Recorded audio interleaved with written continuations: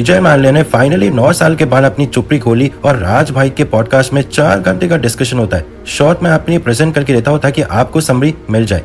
ठीक है, स्टार्टिंग होती है कि किस तरीके से विजय माल्या का राइज होता है, किंगफिशर के राइज और यूबी ग्रुप के राइज के बारे में बात होती है। बियर का 52% का मार्केट शेयर ये अक्वायर कर लेते हैं, विस्की की इंडिया की नंबर 1 ब्रांड बन जाते, मार्केटिंग के किंग होते हैं। आईपीएल में मुंबई इंडियंस की बड़ी छोटे से मार्जिन से विजय माल्या हार जाता है। यहाँ पे टॉन मारता है अंबानी को कि भैया इनसे को हार ही जाते हैं। इवेंचुअली विजय माल्या के पास 3 फ्रेंचाइजी के ऑप्शन थे, इन्होंने ऑब्वियसली चूज किया बैंगलोर को। So I bid for 3 franchises. I lost Mumbai by a very small amount of money, but that's not surprising that Ambani's got it. The highest bidder for 3.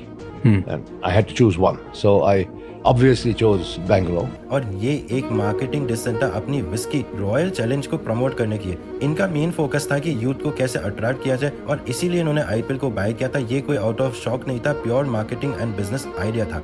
Eventually इनकी जो airline का acquisition होता है 2008 तक India की number 1 airline बन जाती है। और फिर आता है ग्लोबल क्राइसिस। इस कंप्लीट सबप्राइम क्राइसिस जो 2008 में आता है, क्रूड एंड ऑयल के प्राइस इंक्रीज होते हैं, ग्लोबल रिसेशन आता है और यहीं से डाउनफॉल इनका स्टार्ट होता है। एयर एगिम को ये बाय करते हैं मल्टी ब्रांड स्ट्रेटेजी के तहत। ओवरऑल लोन की बात करी जाए तो कुछ लोग कहते हैं 9,000, कुछ कहते हैं 11,000। विजय माल्या का कहना है कि 6,203 करोड़ का एग्जैक्ट लोन था और एज पर हिम 2024 तक ये ऑलरेडी 14,000 करोड़ के ऊपर का पेमेंट कर चुके हैं। जब सैलरी के रिलेटेड बात हुई तो उन्होंने कहा कि ये पे करना चाहते थे सैलरी, और बैंक्स ने कोर्ट से स्टे ला दिया और किसी भी तरीके से इनको सैलरी देने का अलाउ नहीं किया था। और आज भी विजय माल्या रिग्रेट करते कि उन्होंने अपने एम्प्लॉयज को सैलरी पे नहीं करी। स्पेसिफिकली उनके 60th बर्थडे की पार्टी के रिलेटेड डिस्कशन हुआ था तो उसको उन्होंने काइंड ऑफ डॉज करते थे, कहा कि भैया वो टाइमलाइन आपको समझनी पड़ेगी, वो टाइमलाइन के अकॉर्डिंग आप समझोगे तो आपको राइज होगा कि डायरेक्टली मैंने कोई भी फंड्स कंपनी का यूज नहीं किया था। 2016 में जब ये लंदन भागे थे, इनका कहना है कि ये फाइनेंस मिनिस्टर से मिलके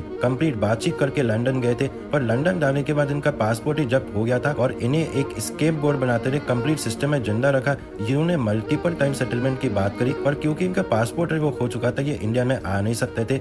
इन्होंने मल्टीपल सेटलमेंट का ट्राई किया, बार बार कोशिश करी बैंक के थ्रू सेटलमेंट करने की, और बैंक ने इनका सेटलमेंट रिजेक्ट कर दिया। ऑल्दो बैंक ने कहा कि अगर आपकी जगह कोई और होता तो हम सेटलमेंट कर देते, पर आपको अगर हमने सेटलमेंट दिया तो सरकार और सरकार के सारे लोग हमारे पीछे पहुंच जाएंगे।